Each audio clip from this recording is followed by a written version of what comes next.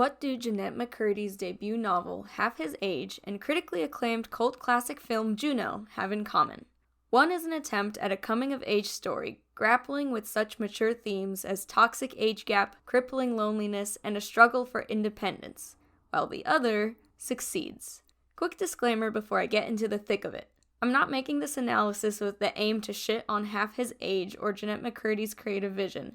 I also read I'm Glad My Mom Died and was very moved by it, and thus was excited for her first dabbles in fiction. And while I might have walked away from Half His Age with a less favorable impression, I'd say I'm still curious to follow Jennette's writing career going forward with the hopes that she grows as an author. That said, I can't have this discussion without being honest about my feelings about the book. And I have to say, my final thoughts on it were kind of meh. The TLDR of it is, I was definitely intrigued by the story when I first heard about it after enjoying Jennette McCurdy's first book, and being interested in the subject of toxic age gaps in fiction, as well as the exploration of taboo relationships. I'm assuming most people watching this video already know the premise of the book, but just in case, this book is about a down-on-her-luck teenage girl who enters into an illicit affair with her high school teacher. I trusted McCurdy to deliver a nuanced portrayal of such a dynamic after reading her memoir, and yet, the more I sit with it, the more I just have to accept that Half His Age really didn't do it for me. The main issue for me, I think, boiled down to my inability to detangle Jennette McCurdy's very strong personal voice from the allegedly fictional character Waldo. To me, it just felt like more I'm Glad My Mom Died, simply taking place in a more fictionalized context with a made-up teacher-student romance. And then, after finishing the book and listening to some interviews with the author, I realized that's exactly what this book was. I know you, when you were 18, Yes. your first relationship was with a man in his mid-30s. Yeah. How did your personal experience inspire the book? You know, I think I don't know how to not write from a deeply personal place. I also can't help but write from that place, because that's the thing, like I mentioned earlier, sort of the anger, that if there are those deep, painful feelings, writing is my way to closure for those feelings, is my way to closure for past experiences. I know I'm not the only person who came away from the book with that opinion, so I'm not going to dedicate an entire video to reiterate the points several other reviewers have already expressed well, but I do want to add my own 2 cents that when I'm reading a fiction book, I expect the characters to be, well, characters. To me, fiction is an escape from reality, even fiction that is largely rooted in realism. It allows for a certain level of irresponsibility when engaging with dark subjects such as the ones covered in Half His Age, because there were never any real stakes on the line, no matter how relatable a character is made to be. What the fuck? Thank you, Logan. Tom? Thank you for the chicken.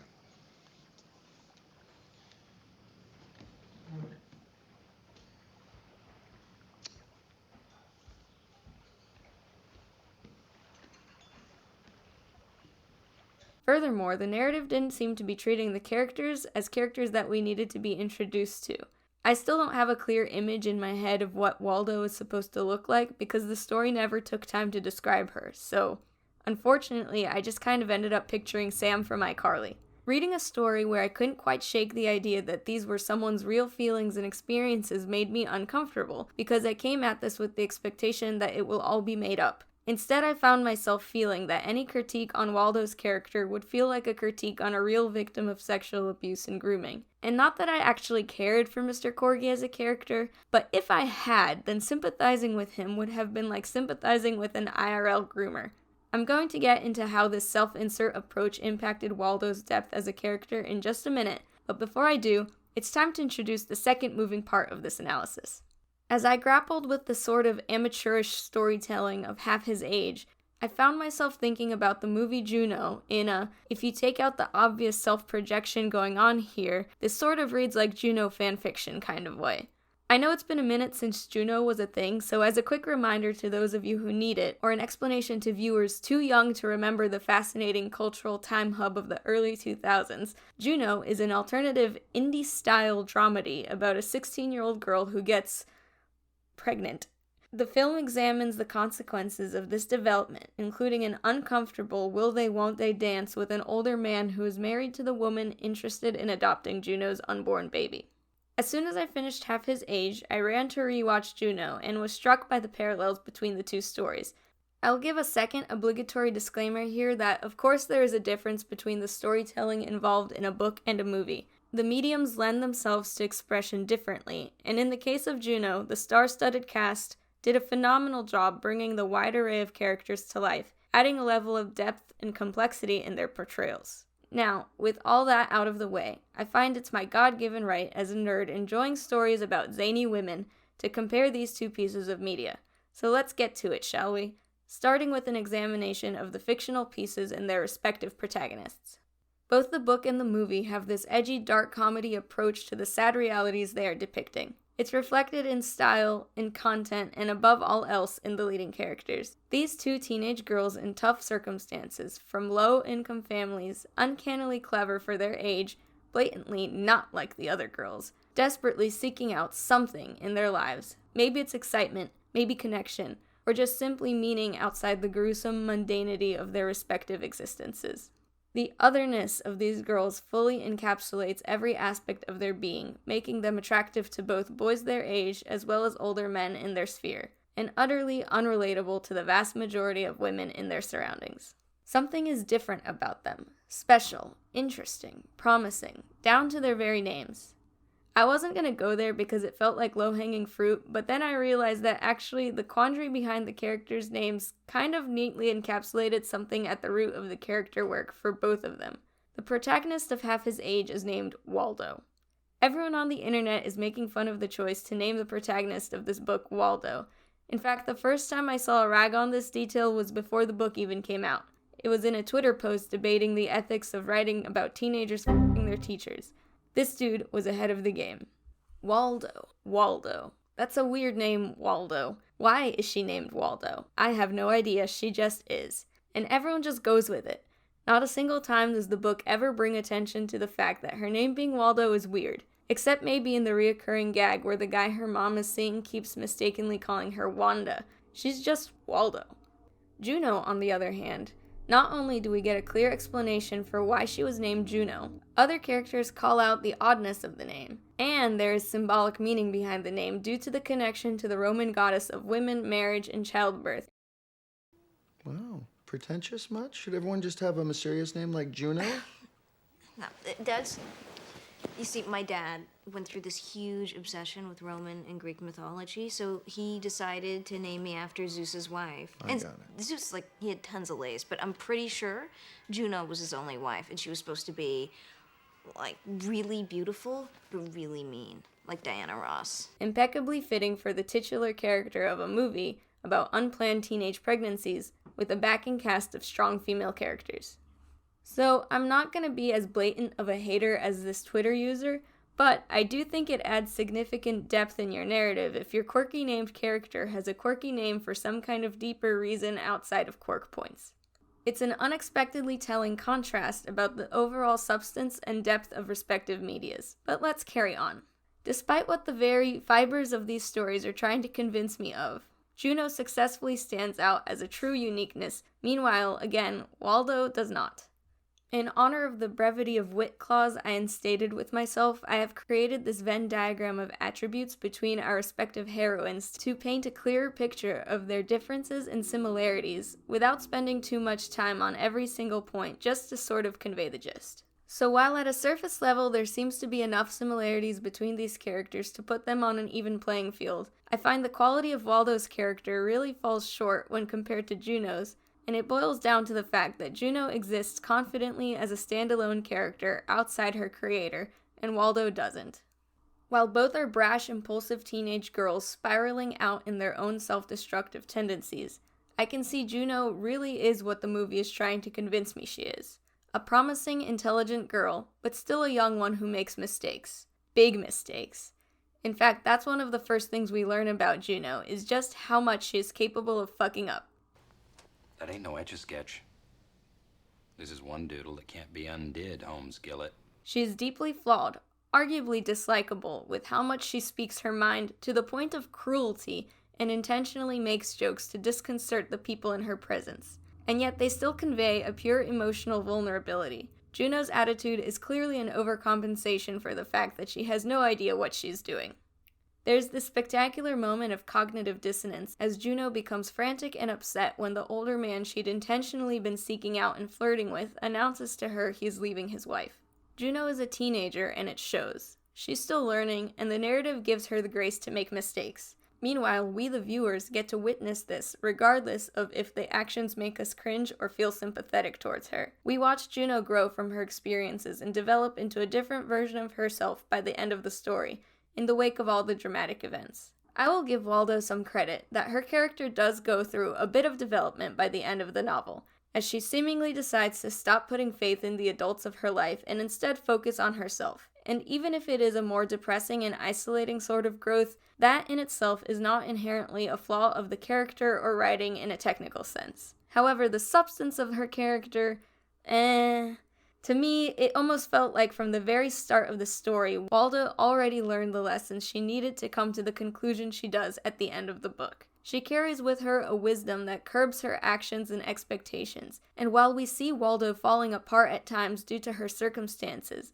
it comes with this "I knew it all along" sentiment. And yes, she makes mistakes in the sense that she puts her faith in the wrong people, like Mr. Korgi and her mother, but she lacks those obviously glaring flaws that Juno has, where Waldo tends to always say the right thing in the context of her relationships, and becomes a black and white kind of victim, where the world around her is cruel and negligent, and she is just suffering through it, without really contributing any turbulence to the environment at all. So it falls short of the warts and all depiction of a flawed teen girl that McCurdy was apparently going for.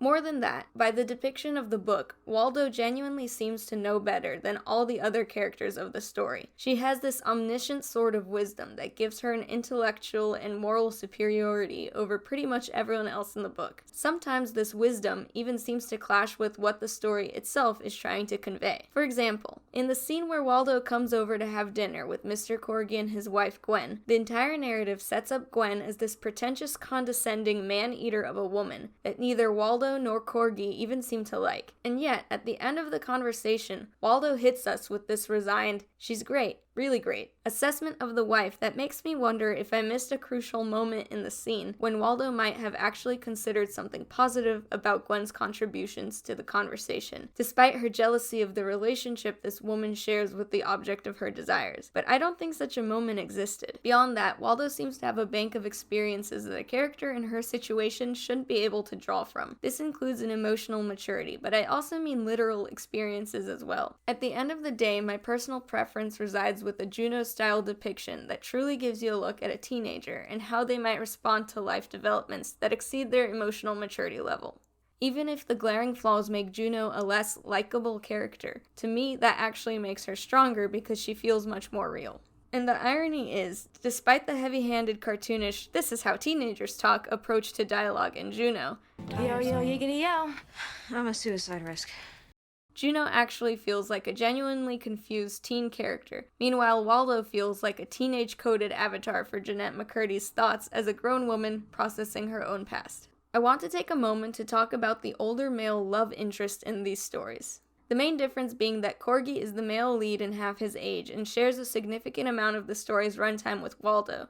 Meanwhile, Mark, the older male character that has an inappropriate entanglement with Juno, is more like a side character than anything, and the actual romantic lead of Juno is another teenager, Polly Bleecker, otherwise known as Juno's baby daddy. Now, for this section, I'm not going to talk about the respective choices as one being better or worse, because I believe it's subjective to the stories being told in each narrative.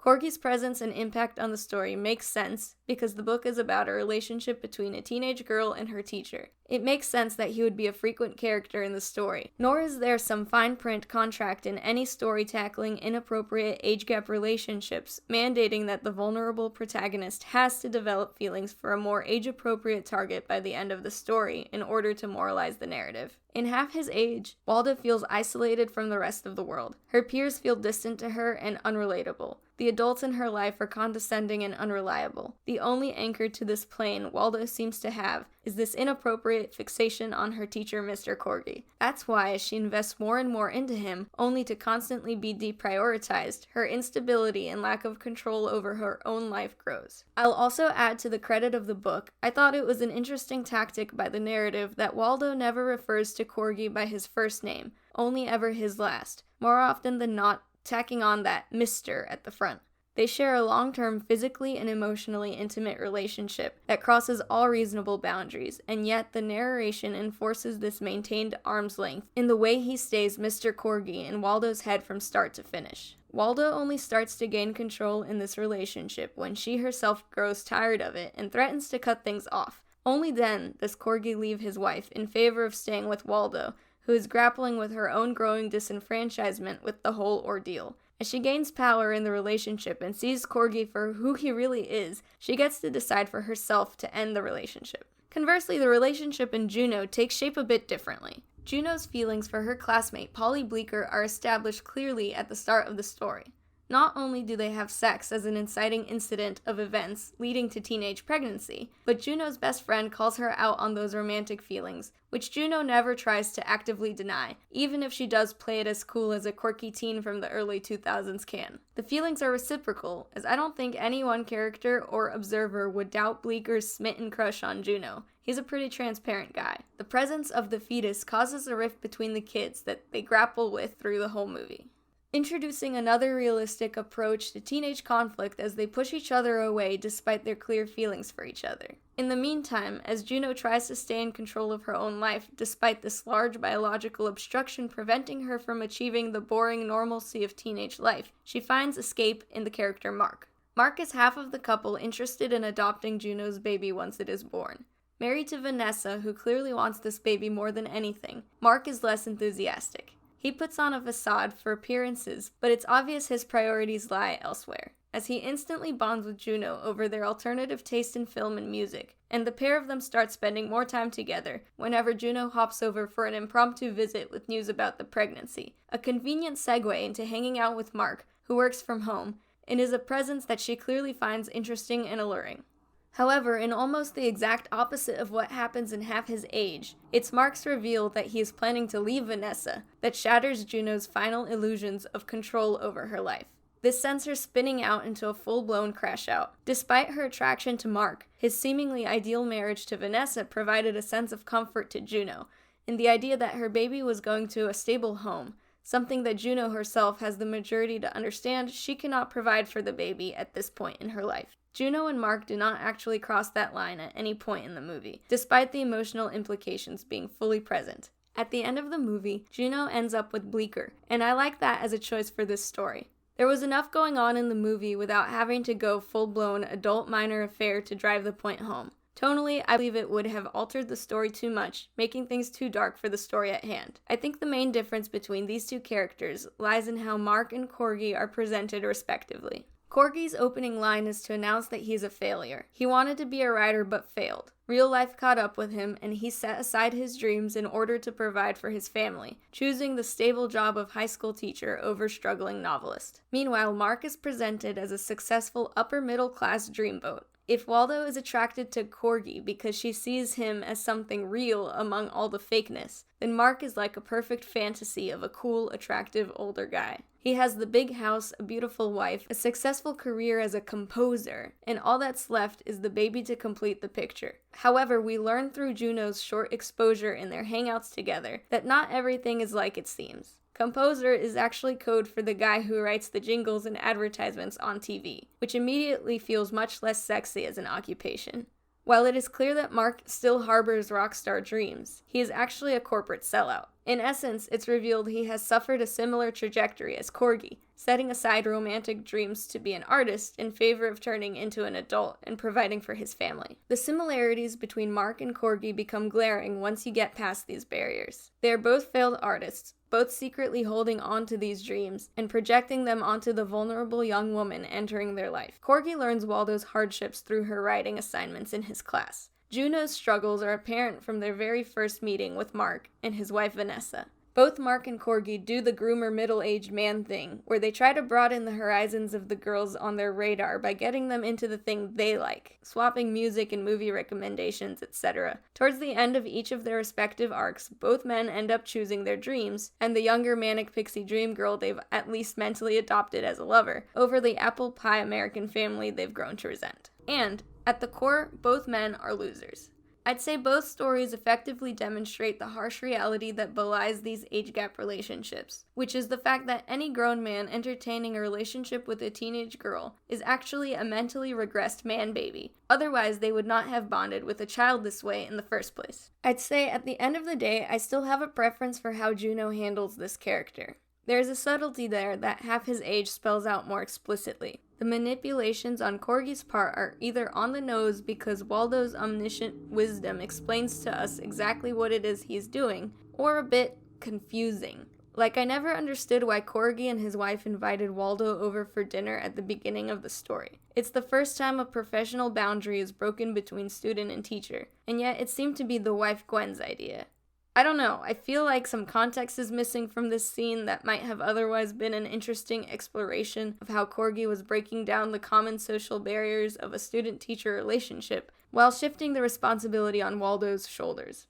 Meanwhile, Juno and Mark's corroboration develops in a more natural way, where I was never left wondering how they ended up in the situation to begin with, without surrendering a sneakiness on Mark's part as he smoothly inserted himself into Juno's radar.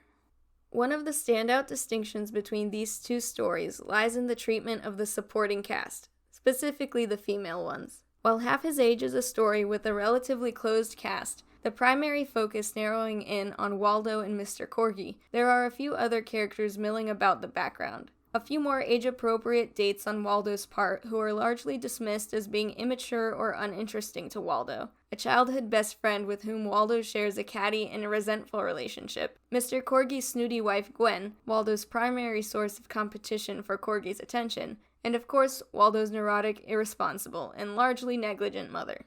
And while these women in Waldo's life are all characterized differently, the common denominator in their impact on the heroine's life is a negative one.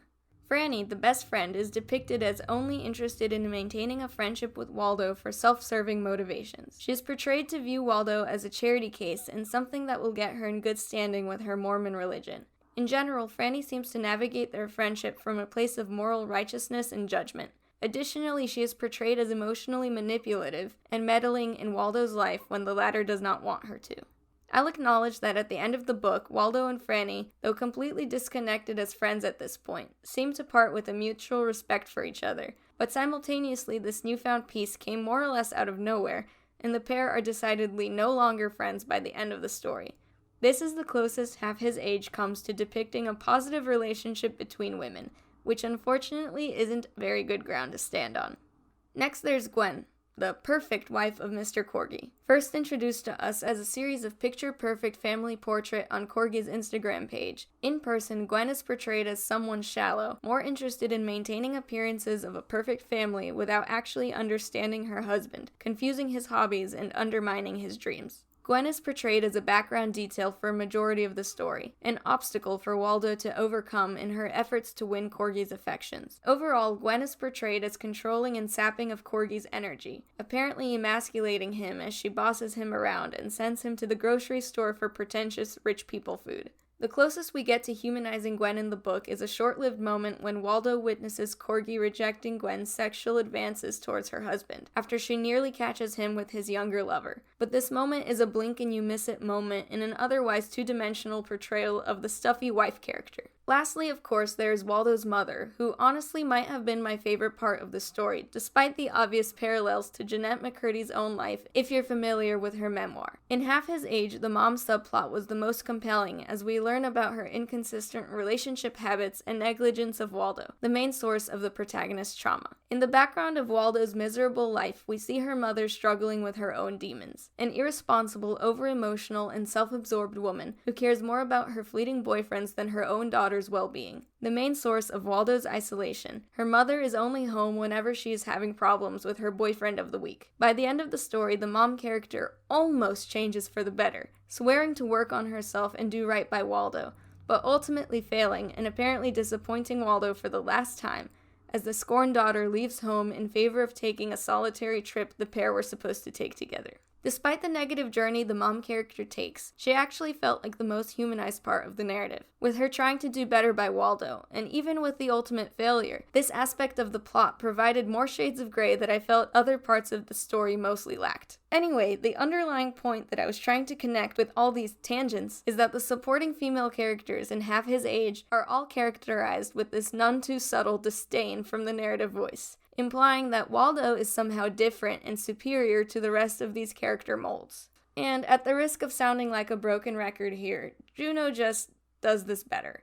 The film breathes life into the supporting cast much more successfully, specifically the female cast, which by the end of the movie are weaved together in this empowered, heartfelt, diverse web of women supporting women, which generally is a theme in stories that I enjoy, especially because Juno does this in a subtle way and not grasping for woke points as other narratives striving for this occasionally fall victim to.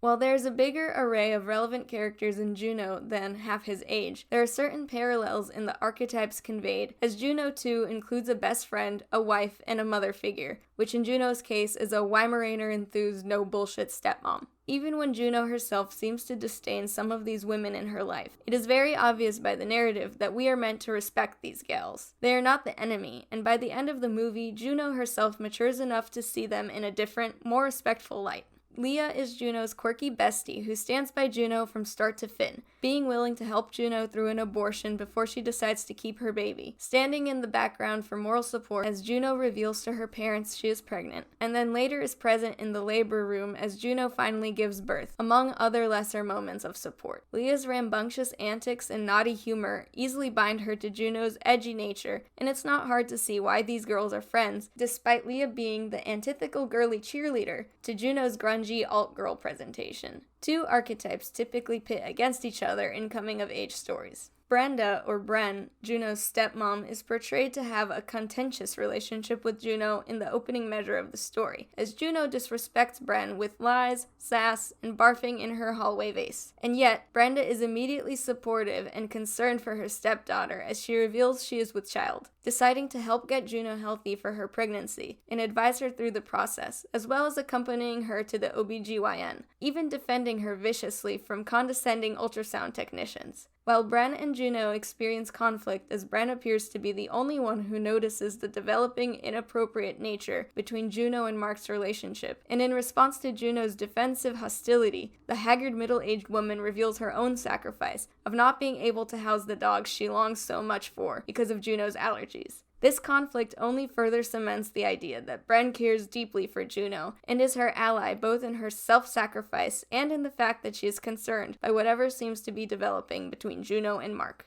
And then, my own personal favorite character in the movie is Vanessa, the perfect wife to Juno's other woman, handled markedly different from half his age's Gwen. At introduction, however, the archetypes are shockingly similar too. Vanessa appears to wear the pants in this relationship as she leads the conversations involving a steamrolled, disassociating Mark. Their fancy home is decorated in those staged professional family photographs, just like the ones present in half his age. Vanessa is introduced as stoic, traditional, and lacking in a sense of humor, something which is a poignant foil to Juno's unconventional and clownish behavior. However, as the movie goes on, much like with Mark, we learn a new side to Vanessa. She harbors a deeply human vulnerability that outweighs her stoicism, as it becomes clearer and clearer just how much Juno's future baby means to this woman. Slowly but surely, she morphs from an archetypal, shrewish, no-fun-allowed wife to a raw human being with wants and needs and fears just like any other. This transformation is a deeply emotional one, extra poignant by the end of the movie, while she worries she will lose it all as a result of Mark's irresponsible behavior towards Juno. And yet, when the nature of his devious intent becomes apparent to Vanessa, she never blames Juno. In fact, the first words out of her mouth are directed at Mark, a sharp and suspicious, "What did you do?" I hope you guys are picking up what I'm putting down with all this. That is, where the women in Waldo's life are all portrayed as the enemy in one way or another, Juno's safety net consists largely of other women, as well as a cool, gruff dad. Shout out to Mac McGuff, portrayed by everyone's favorite J.K. Simmons. Considering all these moving parts, we end up with two stories containing similar components and characters, ending in sharply contrasting places emotionally and developmentally. By the end of Half His Age, Waldo is entirely alone. She has ended her doomed relationship with the pathetic Mr. Korgi, turned away from her incompatible friendship with Franny, and has apparently given up on her mother ever-changing. Not only does she lack the emotional connection with other people, but she is literally alone as she drives off to face her new reality with a certain peaceful resolve. And yet, I can't call it an optimistic ending, given she remains an isolated teenage girl, still impoverished, no future prospects, a victim of abuse and neglect, and with a host of unaddressed mental health issues of her own. You might be shocked to hear by this point that I don't actually consider it to be a bad ending, just a depressing one. Genuinely, though, I think considering the bleak and cynical nature of the larger novel, it's not an inappropriate way to end things. It is, however, another stark contrast to how Juno wraps things up. Emotional, bittersweet, but virtually optimistic. At the end of the movie, Juno gives birth, giving her baby to Vanessa, now a scared shitless but hopeful single mom after ending her marriage with the dirtbag Mark. The scene at the hospital as Juno is held by Bleecker, physically exhausted from labor and emotionally wrecked over her own tragedy, does trend towards the heavier side. However, optimistic hope is granted in the form of Vanessa's deepest wish finally coming true as she holds her baby for the first time, and Juno's family and friends embrace her as a solid and reliable source of support. The final note is an optimistic one, as we spectate Juno and Bleecker finally together as boyfriend and girlfriend after all that, and sharing a wholesome moment as they practice singing a love song together on a bright sunny spring day. And most importantly, Brenda finally got her Weimaraners. This is definitely a happy ending and a solid one, consistent with all the themes set forth by the story and wrapping up all loose ends. I'm not telling you not to read Half His Age if you haven't yet, though I'm sorry for spoiling the plot for you, I guess. I think it's worth the read, and still exciting to witness Jennette McCurdy's debut fiction novel. I am telling you to watch Juno, however, if you haven't yet, or just desperately need a rewatch. That movie is actually really good. Surprise! Welcome to the bonus analysis segment. I bet you weren't expecting me to yap on after all that. To that I say, you must be new here. While I was doing research for this analysis, I looked into Diablo Cody, the screenwriter of Juno, more in the interest of ascertaining her character, the same way I have grown familiar with Jennette McCurdy by default of her memoir, only to learn with horror that Cody too had a memoir of her own. I say horror because it meant in order to do this analysis justice and come at it from a fair perspective, I would have to read Cody's memoir too, if only to make sure she's not doing the exact same thing I accused Jennette McCurdy of when she is projecting her own life and experiences onto the protagonist of her book. I began to feel even more nervous that my entire argument was about to collapse on itself. Watching interviews with Cody, explaining that several key parts of Juno were in fact based on her own life, and while she never got pregnant at 16 in the same way that McCurdy never had an affair with her high school teacher, significant elements of the plot and character work were inspired by personal experience. And, if that wasn't enough, both Cody and McCurdy shared sentiment that their respective protagonists were designed to be bolder than they themselves were, communicating thoughts and feelings they would not have been able to speak or express. So, I took to reading Candy Girl, A Year in the Life of an Unlikely Stripper, the book outlining Cody's stint as, you guessed it, a stripper, and I was utterly delighted with what I found. Not only was I relieved to see that Cody was not guilty of the same extreme projection crimes as McCurdy, but also this book was a fantastic read that I deeply enjoyed. Frankly, I found Cody to be a magnificent and entertaining book writer. She is witty and poignant in her descriptive prowess. Her voice, like McCurdy's, is distinct and recognizable. I could definitely pick up on the same wry whimsical humor that Juno is chock full of, but unlike with Half His Age and I'm Glad My Mom Died, the memoir Candy Girl and screenplay Juno felt properly distinct from each other. There is some overlap in the spunk of Cody's indomitable personality as she tackles stripperhood and Juno's strong nature, but by my analysis, the character remains firmly distinct from her creator. There is, however, mention of a hamburger phone in Candy Girl, the same prop Juno uses multiple times throughout her movie, which I found kind of funny. And more interestingly still, there is one viscerally memorable scene depicting a fellow stripper scooping her own period blood by hand in the backstage area of a strip club. Why the fuck do I bring this nastiness up, you might ask? Because in the span of a couple weeks, I went from reading 0 books where a character scoops period blood by hand to 2 whole books including such a detail, as those of you familiar with Half His Age might remember the scene where Waldo scoops her own shedding endometrial lining while hiding naked from Gwen in Mr. Korgi's closet. It's a weirdly specific overlap across the author's works, especially when the entire time I was reading Half His Age, my thoughts kept returning to Juno. Perhaps my crackpot theory that Half His Age is actually just Juno fanfiction in disguise might not be so far off the mark as I first assumed. And on that deliciously gross and bloody note, I shall wrap things up. Thank you for sticking through my analysis, and I'd love to hear your thoughts and feelings about these works in the comments. Until next time.